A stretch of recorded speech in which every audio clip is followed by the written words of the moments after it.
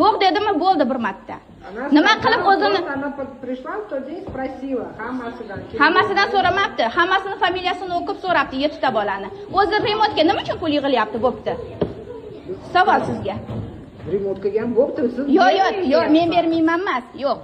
Men o'zim uchun kelmadim. Men beraman. Men shu pulni beraman, lekin menga gap. Bolalar o'tiribdimi? Yo'q, bolalar o'tiribdi, lekin davlat o'zi remont qilib beramiz degan-ku. Davlat remontga berdi. Shuni menga gapiring. Qachon davlat bizga remont? Qonunda shunaqa bor, sizlar ham remont qilmanglar bo'lmasam. Xonaga yana kiramizmi? Yo'q. Bo'lmasam sizlar ham remont qilmanglar. Davlat o'zini so'zida tursin, aytinglar qilib bersin. Bizga hali hech narsa qilib bermadilar. Kuchsizlar qilib beradi-da. Men to'g'risini aytaymi? Men sizlarga ishonmayman. Men bu pullar remontga ketishiga ham ishonmayman, shuning uchun bermayman. Bo'pti, men sizga beraman, siz menga kerak emas, meni pulim bor. Yo'q, men hech kimga remont qilmayman. Bu narsani yig'ilishi noqonuniy. Kalitli beraman. Ustoz, bu narsani yig'ilishi noqonuniy. Hamkor bo'lganlar mayli xohlaganlar beraversin. Men berayotganlarga aralashmayapman. Men berishni istamasam menga ham aralashmasin. Asha ota-ona meni gruppadan chiqartirib yubordi, ruchkamni olib qo'ydi. Men u yerda o'tirishga haqqim bor. Men hech qanaqa birodar lичный granitsasidan o'tmadim. Men shunchaki bolamni отдельно turgizib travma qilib aytma dedim. O'sha ota-ona hozir shu yerga kelsin. Kim shu? Ko'rsatdimmi sizga profilini? Bolalarni tikka turgizib, sen bermading degan ayol ham kelsin, gruppada menga yozgan ayol ham kelsin. Vazirlikdan odam kelsin, departamentdan kelsin, siz ham turing, direktor ham tursin, keyin menga aytsin. Agar davlat talab qilgan bo'lsa, men shu pulni 4 ta bolaga beraman.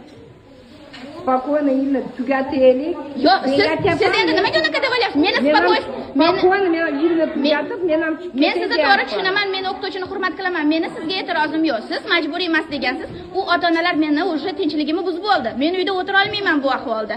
Bolam o'rnidan turgizib gapirib bo'ldi. Уже puli yo'q ota-onaga bosim bo'lishni boshladi. Menga nima alam qilyapti? Meni pulim bor. Nimaga unaqa bosim qilyapti? Majburiy emas deyildi-yu. Bosim o'tkazyapti. Biz qilib bergan remontda o'tirarmi bolalaring deyapti. Kemaga tushganda joni bir pul topib bera olmasa, ota-ona vinovat deyapti. Tushunyapsizmi? O'sha ayollar kelsin, direktor oldida gapirsin. Marhamat, mana meni yuzimga gapirsin. Men shuni xohlayman. Rostdan berilish kerakligini menga isbot qilib beradi, men pulni beraman. Sizga majbur qilmadim. Siz majbur qilmadingiz o'sha ota-onalar. Sizlar nimaga aytaymi?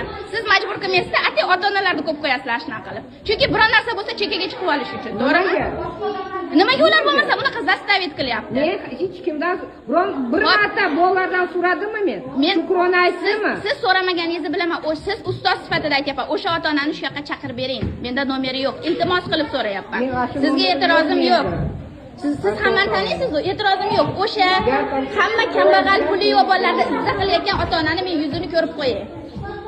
Siz hammasi kimdan yig'ilgan pul bo'lsa qaytarib berasiz. Kimdan nima pul yig'ilgan bo'lsa qaytarib berasiz. Men aytganman, hech qanaqa pul yig'imi bo'lmaydi deb.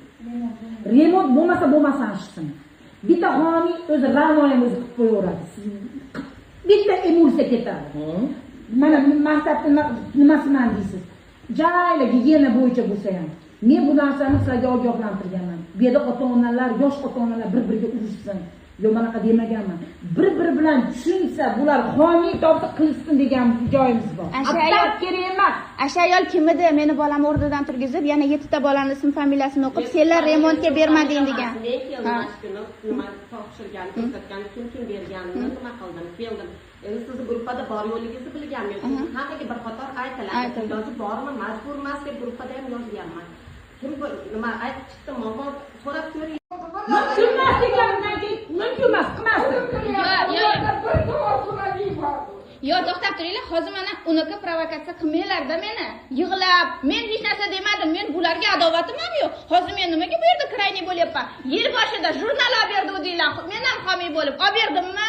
Indamasdan keldim o'zim, mana mikrorayonda turaman. Propiskam yo'q bo'lgani uchun menga aytishdiki, "Aka" dedi, "jurnal olib berasan" dedi. "Xo'p, bolam, men qilib beraman. Imkoniyatim yo'q bo'lgani uchun bera olmadim, shuni aytyapman. Beradiganlar beraversin, bolamga gapirmang" desam, hamma yig'lab olib bunaqa qilib. Mana yozing, gruppani qarang, bir bo'lmaga qilib xat yozibdi 12:30da. Biz Go'zal opa bilan gaplashib bo'luvdik.